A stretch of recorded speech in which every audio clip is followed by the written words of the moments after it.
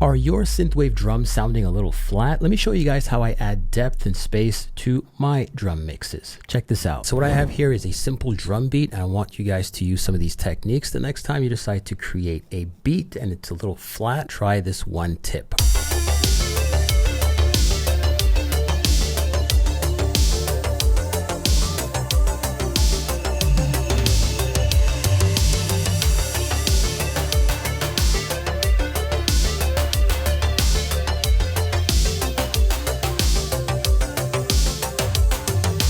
All right, firstly, I'm using Reverb. I know you guys want to know. What reverb are you using? So firstly, let's go ahead and isolate all the drum tracks. This is what this guy sounds like without all the other instruments. Let's just play this section out.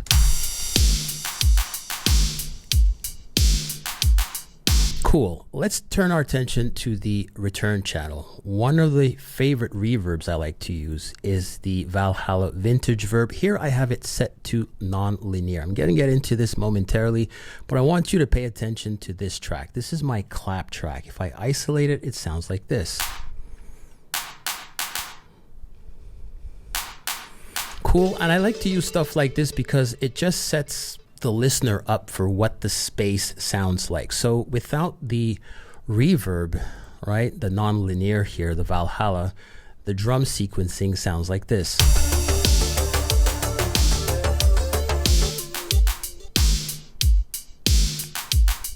Pretty good. Now with a whole lot more depth, you get a better understanding of the space.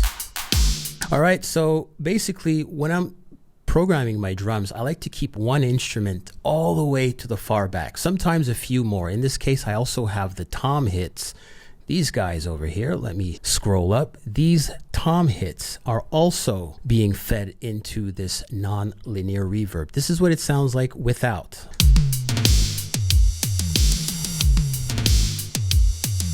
And now with.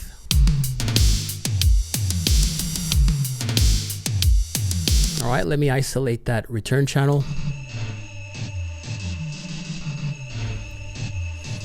All right, so now let's deep dive into the plugin. I am not affiliated with Valhalla. I think they're great, but I just wanted to give you guys this pointer. So what I have here is the non-linear. This is simply a fancy word for, I guess, gated reverb. If I were to use another, let's say, algorithm, this is what it would sound like. It wouldn't sound the same. Let's isolate the tom hits again, and let's run it through this plugin.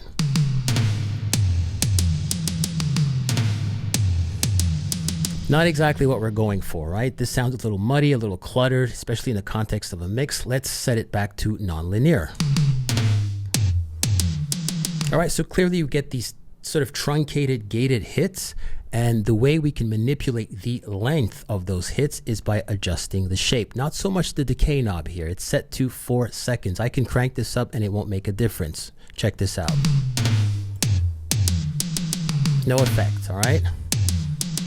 If I want it to be tighter, I need to hover over the shape and size control, and now I can manipulate the length of those hits. Check it out.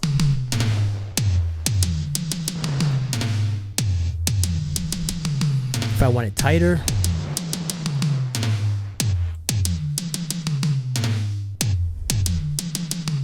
I like to keep mine about 22%. In fact, what I recommend is that you guys take a screenshot of this and you can use these controls if you have the Valhalla plugin. And again, when I'm sequencing the drums, I like to send a few instruments to this particular return channel. In this example, I've sent the clap there as well as the tom hits. Experiment, let me know how it goes, leave a comment. Like, share, and subscribe if you like this video. And also, if you love the sound of these drums, it's taken from the Synthwave Pro Essential Sound Pack. This is a drum sample pack, has over 500 high quality drum samples, of course, royalty free. You can use this for synthwave, chillwave, retrowave, even cyberpunk, a lot of genres. Check it out, the links will be down below. If you have any questions, leave a comment. Love you guys, I'll see you in the next one. Bye for now. Like and subscribe if you love Synthwave.